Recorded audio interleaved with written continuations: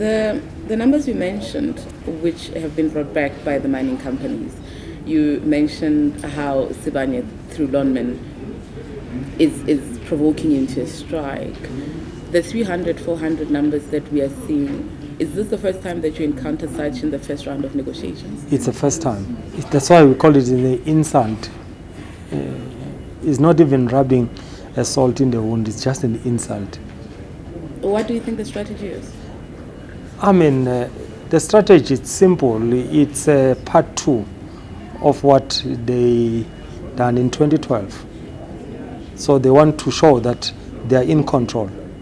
You spoke also that you would change your own strategies if they think they can budget for a strike? No, I mean, we are the union. We are not static in thinking.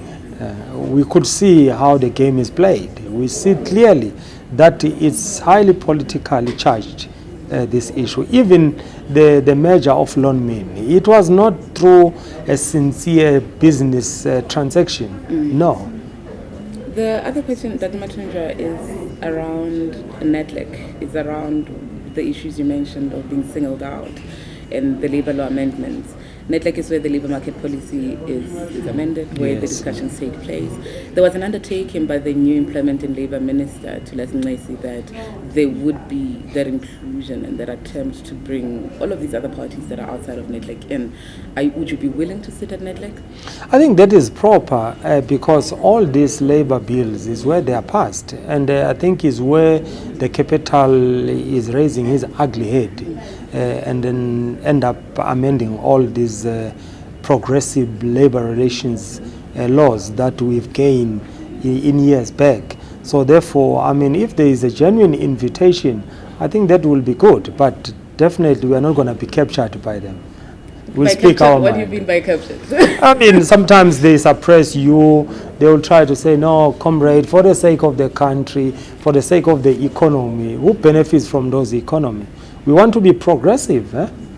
We must. I mean, I've just quoted the state president of America, Donald Trump. The miners were suffering, and then he stopped the train full of minerals. Said this train does not move until such time this company pays the workers. Here in South Africa, you will never hear that. They are putting the companies, they are self-liquidating themselves. They put themselves in the business rescue, but they are still exporting the minerals, and no one is stopping the train to Richards Bay.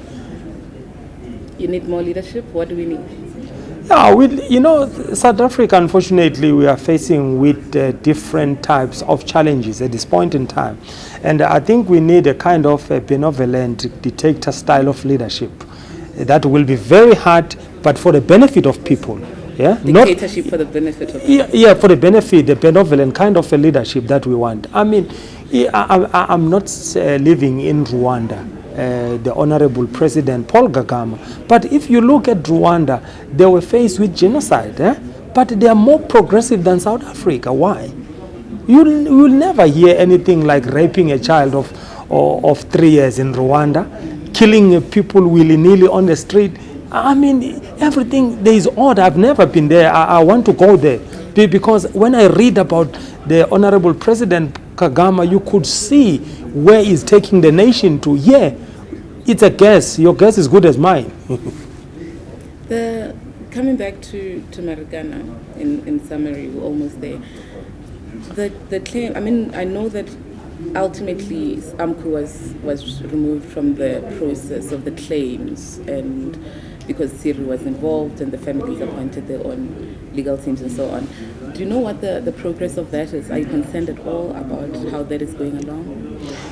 I think after the new state president, Honorable Babu Ramaphosa, came into power, yes, there was an engagement. We were invited by the Honorable Minister Begicele just to want to find out how far the issue of the compensation, and they put their side that the money has been declared and everything is in line, and people have been given the monies, and we did witness through the widows that yes, indeed, they have received, SERI have signed the money for the widows. I think now it is the issue of the justice that need to be served, I mean, at the end of the day.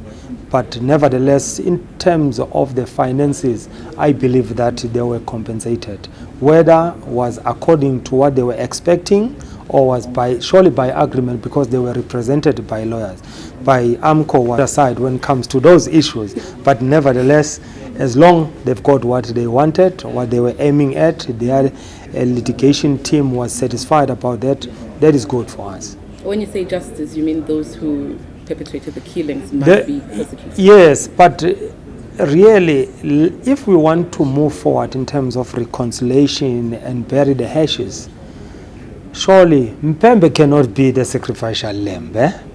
Mpembe cannot take such decisions. He cannot take such decisions. Let's be honest. I mean, if in the truth and reconciliation, I mean, this thing is just like the Border Bond. How many thousands of black people came to the truth and reconciliation, but the Border Bond never came to the reconciliation. The magistrate never came. The judges who were enforcers of the apartheid initiated by the Border Bond, they never came to truth and reconciliation. How can we find closure, whereas the pioneers, the originators, the authors of the massacre, they are not coming in front, and then they put Mpembe as a sacrificial lamb? No, that's not truth.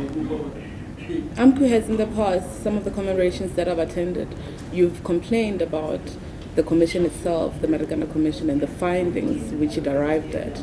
You felt that it was not adequate, it did not precisely address that issue of justice.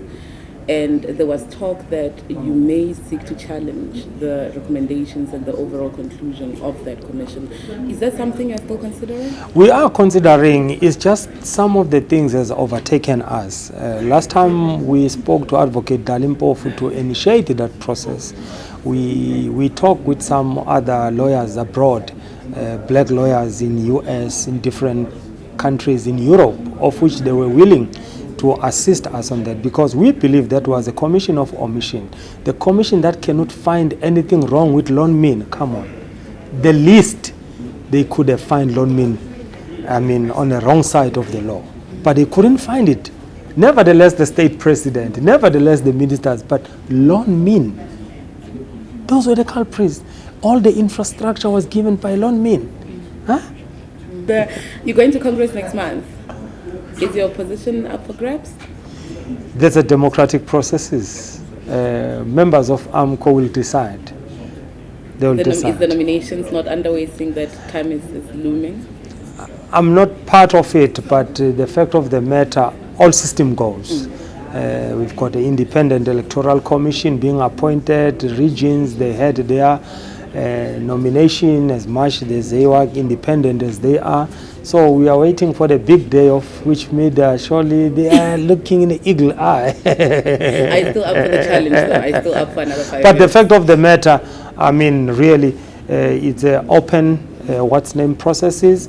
They are open to, it's not a racial position where I'm in. It's not to say after Amcu I cannot leave. I can leave.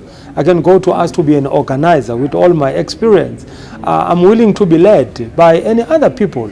It's not to say if Mathunjwa is not there, the union cannot go forward. I can assist in any other positions that the organization can deem fit that I can contribute.